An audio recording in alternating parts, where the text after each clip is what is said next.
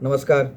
Astro Harish Tiwari में आपका स्वागत है। आज एक महत्वपूर्ण विषय को लेकर आपके सामने उपस्थित हुए हैं। वो है सावन के महीने में जो 12 राशियां हैं उनके जो जातक हैं, वो चाहे लग्न के आधार पर चाहे राशि के आधार पर है, किस प्रकार ज्योतिर्लिंगों की पूजा करें या वहाँ दर्शन करें, और या अपने घर के आसपास जहाँ पर भगवान शिव हों वहाँ पर उनकी आराधना अपने उस ज्योतिर्लिंग को ध्यान में रखते हुए करें। क्योंकि जो 12 राशियां हैं, उन 12 राशियों के लिए भगवान शिव के जो 12 ज्योतिर्लिंग हैं, उन 12 ज्योतिर्लिंगों को अलग अलग उनके लिए बताया गया है। जैसे उदाहरण के तौर पर रामेश्वरम को मेष राशि का बताया गया, क्योंकि मेष राशि में सूर्य भगवान जो हैं उच्च के होते हैं और भगवान श्री राम भी सूर्यवंशी हैं। इसी प्रकार अगर हम सोमनाथ की बात करते हैं तो भगवान श्री कृष्ण चंद्रवंशी है, और चंद्रमा के लिए कहा जाता है कि जिनकी कुंडली में वृषभ राशि कहीं पीड़ित हो, या उनके चंद्रमा क्योंकि वृषभ राशि में उच्च के होते हैं, इसलिए सोमनाथ के दर्शन करने चाहिए और उससे उनको फायदा होता है। ये बेसिक एक एनर्जी चैनलाइजेशन का कॉन्सेप्ट है जो राशियों के लिए दिया गया है। इसके अलावा आप सावन के महीने में भगवान शिव की आराधना जिस भी तरीके से कर सकते हैं, क्योंकि भगवान शिव को हर तरह को ऐसे प्रसन्न नहीं किया सकता है।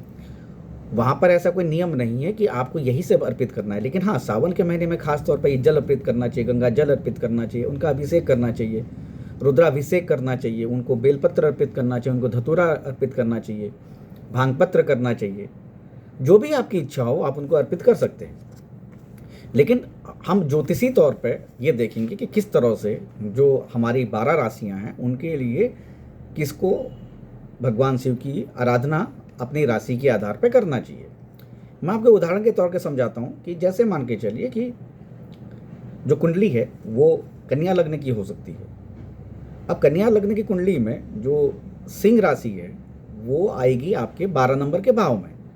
अब 12 नंबर की सिंह राशि या 12, तो उसके स्वामी होंगे सूर्यदेव, क्योंकि हम जो राशियों के आधार पर कर रहे हैं, लेकिन उन राशियों पर जो मैं आपसे चर्चा कर रहा हूँ, ये चर्चा राशियों के आधार पर हो रही है। और राशियों में भी हम वहाँ पर कर रहे हैं कि जहाँ पर जो ग्रह उच्च का होता है, जैसे सूर्यदेव मेष में उच्च होते हैं। तो अब क्या है कि इस राशि में जहाँ पर कन्या लग्न की राशि बनती है या जो लग्न बनती है, वहाँ पर सूर्यदेव 12 नंबर के भाव के स्वामी बनते हैं। तो सूर्यदेव एक तरह पीड़ित हो गए। तो अब आपको करना क्या है, क्योंकि जो 12वां भाव है हमारे खर्चों से है, हमारी बीमारियों से है, अस्पताल से है, हमारे छिपे हुए दुश्मनों से है, हमारे सामाजिक सेवा से भी है, हमारी आध्यात्मिक जर्नी से भी है। तो आपको अगर उनसे संबंधित कुछ दिक्कतें आ रही हैं तो आपको क्या करना चाहिए, आपको रामेश्वरम के दर्शन करने चाहिए। अब इसी प्रकार मेष लग्न की कुंडली बनेगी तो मेष लग्न की कुंडली में भी जो छठे भाव के स्वामी होंगे सूर्यदेव होंगे। मकर राशि में जो है या लग्न में जो होंगे सूर्यदेव जो होंगे वो आपके 8वें भाव के। मैं ये 3 भाव इसलिए ले रहा हूँ कि ताकि, क्योंकि ये कष्ट के भाव हैं, इन भावों से हर आदमी डरता है कि कोई भी ग्रह इन भावों में न जाए। तो क्योंकि जब इन भावों में कोई भी ग्रह जाता है, चाहे वो हमारा लग्न जाता है, चाहे हमारे दूसरे नंबर का भाव जाए, चाहे छठे नंबर का भाव जाए, 7वें नंबर का भाव जाए, या इनके भाव के स्वामी जाते हैं जब, तो वहाँ पर दिक्कतें आती हैं। तो आपके लिए ये उदाहरण के तौर पर आपको बता रहा हूँ कि इसलिए इन भावों में लोग डरते हैं। अब हम बात करेंगे जो राशियां हैं, 12 राशियां हैं, उन 12 राशियों में किस राशि के जातक को या लग्न के जातक को संबंधित ज्योतिर्लिंग की पूजा करनी चाहिए। रामेश्वरम का जो ज्योतिर्लिंग है उसका संबंध मेष राशि से है। मेष राशि में सूर्यदेव उच्च के होते हैं, मेष राशि के स्वामी मंगलदेव होते हैं। उनके लिए दूसरी ज्योतिर्लिंग है मंगलदेव को उच्च करने के लिए, मंगलदेव को सपोर्ट करने के लिए। लेकिन यहाँ पर जो है वो हम सूर्यदेव की बात करेंगे। सूर्यदेव का संबंध जो है वो भगवान श्री राम से भी है, क्योंकि वो सूर्यवंशी है। और रामेश्वरम में भगवान श्री राम ने आदित्य हृदय स्तोत्रम की, मतलब भगवान सूर्य का पाठ किया था, वहाँ पर ज्योतिर्लिंग की स्थापना की थी, भगवान सूर्य की आराधना की थी, तभी जाके रावण पर वे विजय पाए थे। इसीलिए आदित्य हृदय स्तोत्रम के लिए कहा जाता है कि किसी को भी अपनी कुंडली में सूर्यदेव को मजबूत करना हो तो वो आदित्य हृदय स्तोत्रम का पाठ करे। और ये जो रामेश्वरम में जो ज्योतिर्लिंग के पूजा की जाती है वो उससे वैवाहिक जीवन, क्योंकि भगवान श्री राम माँ सीता को लेने के लिए गए थे, उन्होंने युद्ध लड़ा वहाँ पर, तो ये वैवाहिक जीवन को सुखी बनाने के लिए भी रामेश्वरम का आराधना करनी चाहिए, रामेश्वरम ज्योतिर्लिंग का पाठ करना चाहिए। हाँ, मैं आपको एक चीज़ बता दूं कि ज्योतिर्लिंगों के लिए जो ज्योतिर्लिंग का 12 ज्योतिर्लिंग का जो स्तोत्रम है उसका भी आप पाठ करें, रोज 11 बार कम से कम करें तो आपके लिए फ़ायदा होगा, क्योंकि इसमें सभी 12 ज्योतिर्लिंगों के नाम आ जाएंगे। आपके जो भी राशि आपकी है उस राशि के आधार पर भी उनके भी ज्योतिर्लिंगों का नाम आएगा, और बाकी उन ज्योतिर्लिंगों का भी नाम आएगा जो और भगवान शिव के जो और 11 हैं, क्योंकि आपकी एक ज्योतिर्लिंग आपकी राशि से संबंधित है, बाकी 11 अन्य राशियों से। लेकिन कुंडली में तो 12 भाव में 12 राशियां हैं ही, तो आपको उससे भी फायदा हो गया। तो आप 12 ज्योतिर्लिंग का जो स्तोत्रम है उसको भी आप कर सकते हैं। और जिन लोगों के कुंडली में, जैसे मैंने उदाहरण दिया था कि 6, 8, 12 में सूर्यदेव कमजोर स्थिति में हो या डिग्री वाइज कमजोर हो, या वो डिग्री वाइज अपनी उच्चतम मतलब 29 डिग्री या 28 डिग्री के आसपास हो, तो उनको भी रामेश्वरम ज्योतिर्लिंग की आराधना करनी चाहिए या उनका स्मरण करना चाहिए। जब आप सुबह के वक्त भगवान शिव के मंदिर में जाएं, वहाँ पाठ करें। अब हम बात करते हैं सोमनाथ ज्योतिर्लिंग के लिए। सोमनाथ ज्योतिर्लिंग का जो संबंध है वो वृषभ राशि से है, क्योंकि वृषभ राशि में चंद्रदेव उच्च के होते हैं। हालांकि जो राशि है उसके स्वामी जो हैं वो शुक्रदेव हैं। जो शुक्रदेव हैं या चंद्रदेव हैं ये सुख के कारक माने जाते हैं, जो सुखों से संबंधित हैं, धन से संबंधित हैं। ठीक है, तो अब इस पर क्या है कि जो वृषभ राशि है उसमें चंद्रदेव का उच्च हो जाना और गुजरात का भगवान श्री कृष्ण से कनेक्शन, क्योंकि भगवान श्री कृष्ण जो थे वो चंद्रवंशी थे। तो जिनकी कुंडली में या तो वो राशि पीड़ित है या चंद्रदेव पीड़ित हैं, उनको सोमनाथ के दर्शन करने चाहिए। और इसके लिए जो है कि खास तौर पर जो सोमनाथ के दर्शन होते हैं वो हेल्थ इशूज़ के लिए, क्योंकि चंद्रमा जो है हीलिंग के कारक हैं, और चंद्रमा अगर कमज़ोर होते हैं तो शरीर में बहुत सारी बीमारियां लगती हैं। तो अब स्वास्थ्य को अच्छा करने के लिए या टीबी से जुड़ी बीमारियां जिन लोगों के हैं तो वो ज्योतिर्लिंग के, सोमनाथ ज्योतिर्लिंग के दर्शन करें। जिनकी वृषभ राशि है और खासतौर पर इस तरह की बीमारी से पीड़ित हैं तो उनको ये करना चाहिए। तो इससे क्या होगा, उनके वो राशि को एनर्जी मिलेगी और उनके राशि से संबंधित जो भी चंद्रदेव वहाँ पर उच्च होते हैं उससे उनको एनर्जी मिलेगी।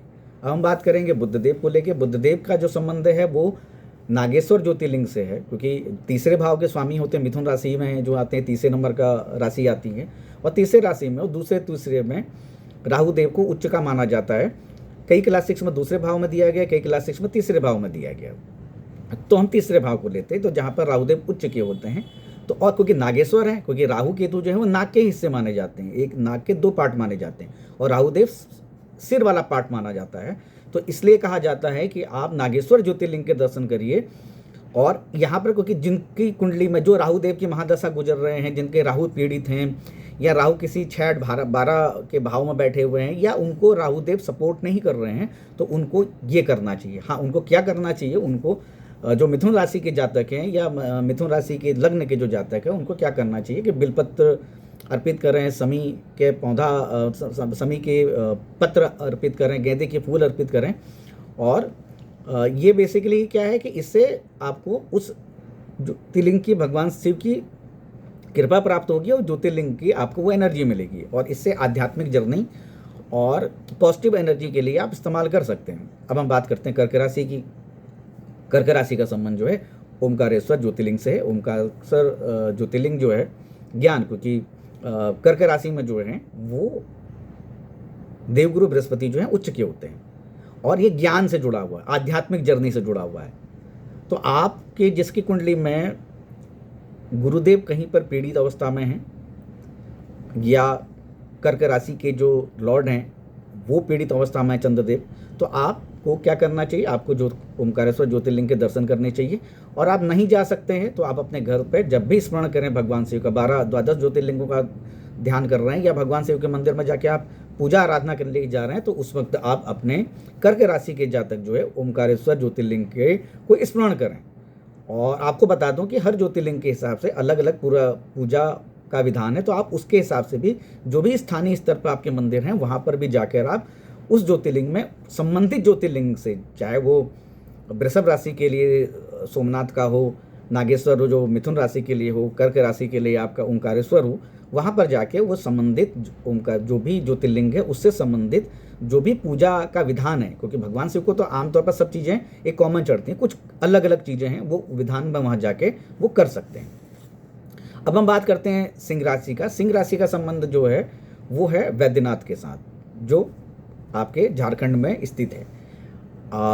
जिन लोगों इसको मतलब जो सिंह राशि के लिए कहा जाता है कि जिनके परिवार में या स्वास्थ्य की कुछ समस्या है या इस राशि से संबंधित समस्या है या जो राजनीतिक तौर पर एक्टिव होना चाह रहे हैं, नहीं काम कर पा रहे हैं, क्योंकि जो सिंह राशि के स्वामी होते हैं वो सूर्यदेव होते हैं, वही सत्ता, पावर, अथॉरिटी दिलाते हैं। तो सिंह राशि जिनकी भी 6-8-12 में आ रही है तो वो जाके आप वैद्यनाथ ज्योतिर्लिंग के दर्शन कर सकते हैं, नहीं तो पूजा कर सकते हैं। और क्योंकि ये आपके लिए एक एनर्जी चैनलाइजेशन का सिस्टम है। सावन के महीने में आप भगवान शिव की पूजा करें। आप जो सिंह राशि के जातक हैं वह वैद्यनाथ धाम के दर्शन कर सकते हैं। या अगर सावन के महीने में आपने नहीं किया है तो आप अपने जीवन में कभी ना कभी इस जो उनकी राशि से संबंधित ज्योतिर्लिंग है उसमें उनको दर्शन करने चाहिए। अब हम बात करते हैं कन्या राशि की। कन्या राशि का जो संबंध है वो मल्लिकार्जुन ज्योतिर्लिंग से संबंध है। ये कन्या राशि से जुड़ा हुआ है और कन्या राशि आप जानते हैं बुध देव की राशि है। यहाँ पर बुध देव उच्च के होते हैं। वाणी, किसी को वाणी से संबंधित समस्या है, व्यवसाय से मतलब बिजनेस से रिलेटेड समस्या है, या शिक्षा से, एजुकेशन से, या किसी को इन्फॉर्मेशन गैदरिंग करने में समस्या आती है, या अपने चीज़ों को सामने वाले को कम्युनिकेट करने में दिक्कत आती है, तो उस जातक को इस सावन के महीने में खास तौर पे उनको मल्लिकार्जुन जो ज्योतिर्लिंग है उसकी पूजा करनी चाहिए। जो मैं आपको बार बार बता रहा हूँ कि अगर वो नहीं जा सकते हैं तो जब पूजा करें किसी भी स्थानीय स्तर पर शिव मंदिर में जाकर, तो वहाँ पर संबंधित जो ज्योतिर्लिंग है, जो उनकी राशियों से संबंधित ज्योतिर्लिंग है, वहाँ पर वो उनका ध्यान कर उनको स्मरण करें और कोशिश ये करें कि 12 ज्योतिर्लिंग स्तोत्रम जो है उसका कम से कम 11 बार पाठ करें। आप संकल्प के साथ करिए। आप सोमवार को कर सकते हैं, नहीं तो आप पूरे सावन पूरे महीने में आप कर सकते हैं।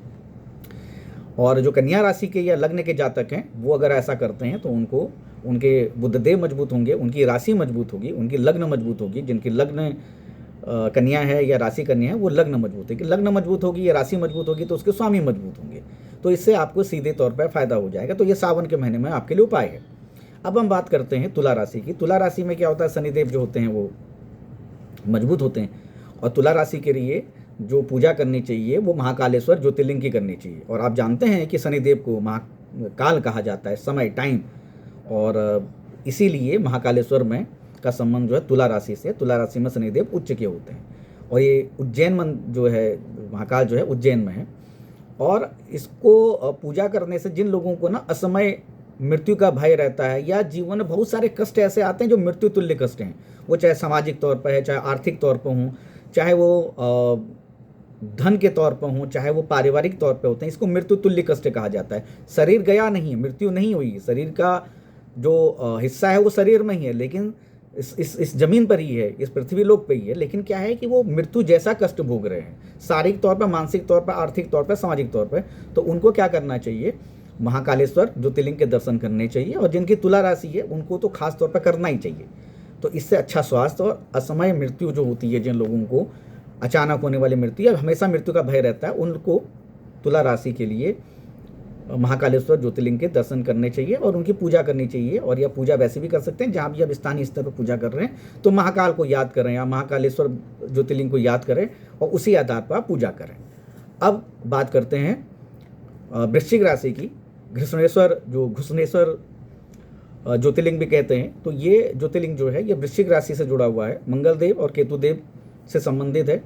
जिन लोगों को आध्यात्मिक जर्नी करनी है, या क्योंकि केतु देव आध्यात्मिक जर्नी को एक शीर्ष तक ले जाते हैं, तो जिनके, और वृश्चिक राशि वैसे भी जो है आध्यात्मिक राशि मानी जाती है, बहुत डीप रिसर्च की मानी जाती है। जिनकी कुंडली, जो जातक हैं जो वृश्चिक राशि के हैं, लग्न के हैं, उनको इस सावन के महीने में उनको घृष्णेश्वर ज्योतिर्लिंग के दर्शन करने चाहिए, उससे संबंधित पूजा पाठ करना चाहिए। और मंगल केतु को अगर आप उपाय करना चाह रहे हैं तो उसके लिए भी आप इस सावन के महीने में घृष्णेश्वर ज्योतिर्लिंग की पूजा कर सकते हैं, क्योंकि ये मंगल देव का प्रभाव और केतु देव का प्रभाव कम करेंगे। सावन के महीने में आपको शीतलता मिलेगी। और जैसे अभी भी आप देख रहे होंगे कि सिंह राशि में ही मंगल देव और केतु देव का गोचर चल रहा है और बहुत सारे लोगों को दिक्कतें आ रही हैं, तो उससे भी आपको जो प्रभाव है वो कम होगा। तो आपके लिए जो है, जो वृश्चिक राशि के लोग हैं उनके लिए जरूरी है कि वो घृष्णेश्वर ज्योतिर्लिंग के दर्शन करें या उनकी पूजा करें, और द्वादश ज्योतिर्लिंगों का पाठ तो आप करें ही करें। जो स्तोत्रम का पाठ है, जिसको मैं बार बार कह रहा हूँ, उसको आप करें ही करें, 11 बार कम से कम उसको करना चाहिए आपको। अब हम बात करते हैं धनु राशि की। धनु राशि का संबंध जो है वो काशी विश्वनाथ से है, जो बनारस में है। धनु राशि बेसिकली क्या है कि ये बृहस्पति, देवगुरु बृहस्पति की राशि है, और केतु देव भी इस राशि में, क्योंकि हम अगर 2 नंबर के भाव में देखते हैं कि जैसे मैंने 2 और 3 का आपको उदाहरण दिया था राहु देव का, तो उसी हिसाब से 3 में अगर हम मानते हैं मिथुन राशि में राहु देव उच्च के होते हैं, तो 9वें नंबर के भाव में केतु देव उच्च के हो जाते हैं। तो अब ये क्या है कि केतु देव मोक्ष की राशि है, धर्म से जुड़े चीज़ों की राशि, एक्सट्रीम लेवल पर जो हम लोग साधना करते हैं वो केतु देव से संबंधित है। तो अब अगर आपको आध्यात्मिक जर्नी करनी है, कहीं पर भी आपके केतु देव आपको प्रभावित कर रहे हैं, या कहीं पर देवगुरु बृहस्पति आपके प्रभावित हैं, या आपकी जो धनु राशि है वो प्रभावित है, धनु राशि के स्वामी देवगुरु बृहस्पति 6, 8, 12 के भाव में बैठे हुए हैं, तो आपके लिए जरूरी है कि आप काशी विश्वनाथ ज्योतिर्लिंग के दर्शन करें, उनकी पूजा करें, और जो प्रक्रिया है काशी विश्वनाथ में भगवान शिव की पूजा करने की, वो आप स्थानीय स्तर पर जहाँ पर भी जिस भी मंदिर में पूजा करने के लिए जा रहे हैं वहाँ पर जाएं, उसको करें। और इसके अलावा अगर आप केतु देव की भी कोई रेमेडी करना चाहते हैं, तो इस सावन के महीने में आपको काशी विश्वनाथ ज्योतिर्लिंग की पूजा करनी चाहिए, और आप वहाँ दर्शन कर सकें, अच्छा है। नहीं कर सकते हैं तो आप जहाँ पर स्थानीय स्तर पर जिस भी मंदिर में जा रहे हैं वहाँ पर आप कर लें। इसके अलावा हम बात करते हैं मकर राशि। मकर राशि का संबंध जो होता है वो भीमा शंकर ज्योतिर्लिंग से है, जो महाराष्ट्र में है। और मकर राशि, क्योंकि मकर राशि में मंगल देव उच्च के होते हैं, और जिनका मंगल प्रभावित है, मंगल कमजोर हैं, या मंगल किसी ऐसी स्थिति में है जहाँ 6, 8, 12 जिसका बार बार मैं जिक्र कर रहा हूँ, तो उनको भी भीमा शंकर ज्योतिर्लिंग के दर्शन करने चाहिए, उनकी पूजा करनी चाहिए। और यहाँ पर क्योंकि ये जो मकर राशि है ये एक तरह से ऐसा मैदान है जहाँ पर आप जो भी कर्म करेंगे उससे आपको फ़ायदा ही होगा, क्योंकि उसका दूसरा नंबर का भाव, वहाँ से 11 नंबर का भाव जो है वो आपके कर्म से मिलने वाले धन का है। तो आप अच्छा कर्म करें, आपके जो ऊर्जा आनी चाहिए, आपके अंदर एक पॉजिटिविटी आनी चाहिए। और जिनकी कुंडली में मंगल देव कमज़ोर हैं वो उनको करना चाहिए, या जिनका कहीं ना कहीं पर मंगल देव मकर राशि में पीड़ित की अवस्था में हैं, तो वहाँ पर भी उनको भीमा शंकर ज्योतिर्लिंग की पूजा करनी चाहिए। और इससे निसंदेह आप देखेंगे जो पूरे सावन के महीने में अगर जिनके जो भी जिस भी ग्रह से संबंधित हैं, जिस भी राशि से संबंधित है, पूरे सावन के महीने में अगर वो भगवान शिव की आराधना करते हैं, तो निसंदेह उनकी इच्छाएं पूरी होंगी, उनके अंदर एक पॉजिटिविटी आएगी। भाग्य कितना बदलता है ये आपकी इंटेंसिटी या आपके उस आस्था पे है, आपके विश्वास के ऊपर है, लेकिन निसंदेह आपको एनर्जी जोड़ मिल जाएगी। तो मंगल देव का जो संबंध है मकर राशि को, कि मकर राशि मंगल देव उच्च हैं, तो जिनके मंगल देव कमजोर अवस्था में है या पीड़ित अवस्था में है, तो उनको भीमा शंकर ज्योतिर्लिंग की पूजा करनी चाहिए, क्योंकि ये मकर राशि से संबंधित है। अब हम बात करते हैं केदारनाथ जी की। केदारनाथ जी का जो संबंध है वो कुंभ राशि से है, और ये यहाँ पर कुंभ राशि अगर किसी की पीड़ित है, या शनिदेव, क्योंकि शनिदेव वहाँ पर कुंभ राशि के स्वामी होते हैं, और राहुदेव भी वहाँ पर एक तरह से उपस्वामी माने गए हैं।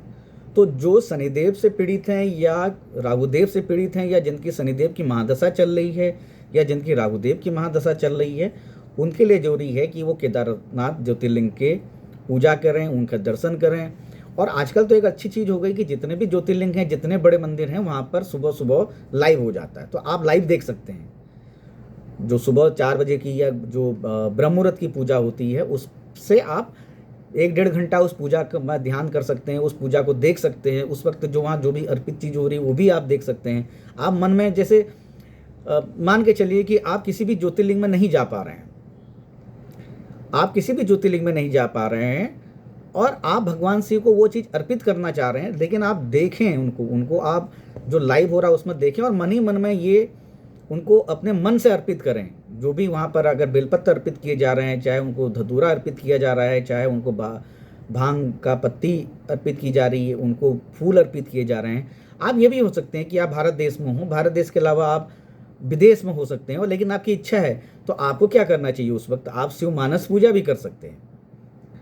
भगवान शिव की पूजा आप मन से करेंगे। जो शिव मानस पूजा है उसमें भगवान शिव को आप वो सब अर्पित कर रहे हैं जो उनको पसंद है, लेकिन किससे कर रहे हैं, मन से कर रहे हैं, आपके पास फिजिकल फॉर्म में नहीं है।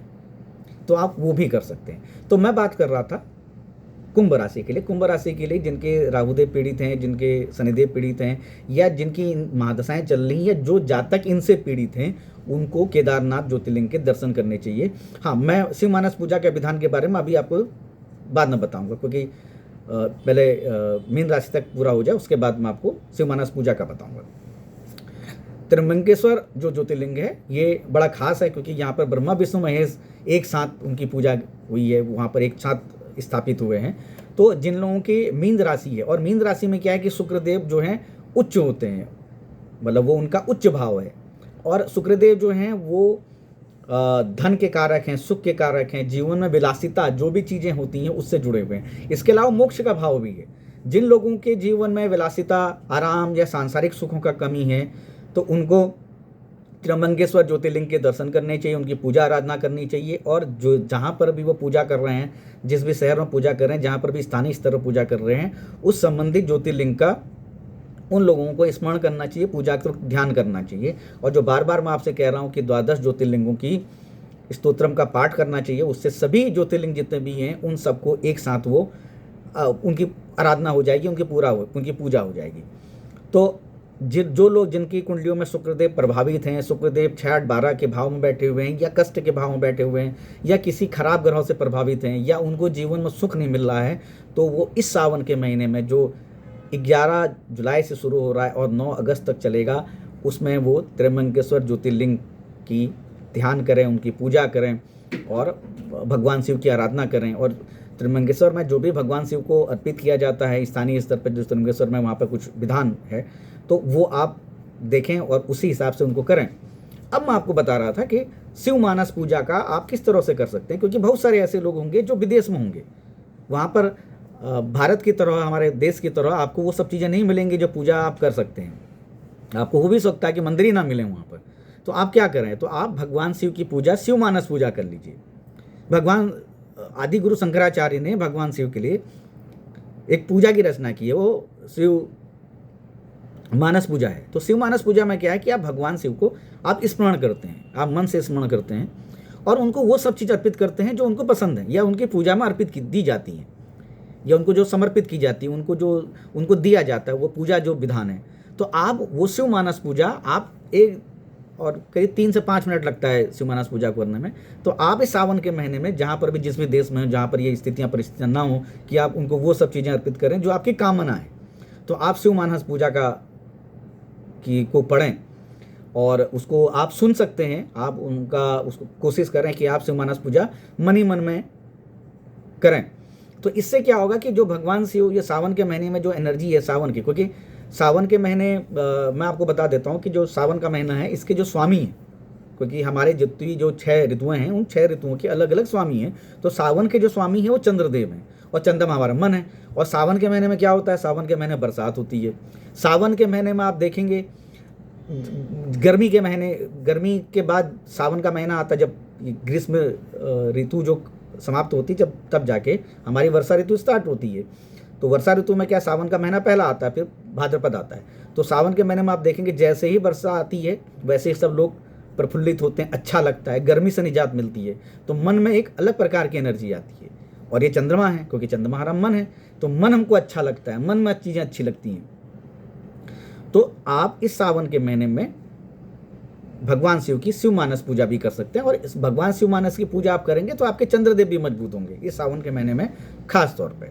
तो ये था 12 राशियों के लिए 12 ज्योतिर्लिंगों की पूजा को लेके कि 12 राशियां उनको किस तरह से करना चाहिए, और मैंने उसमें तार्किक तौर पर बताया कि किस राशि से संबंधित कौन से ग्रह हैं, उनको क्या करना चाहिए। तो आपको कैसा लगा जरूर बताएं, फीडबैक जरूर दें।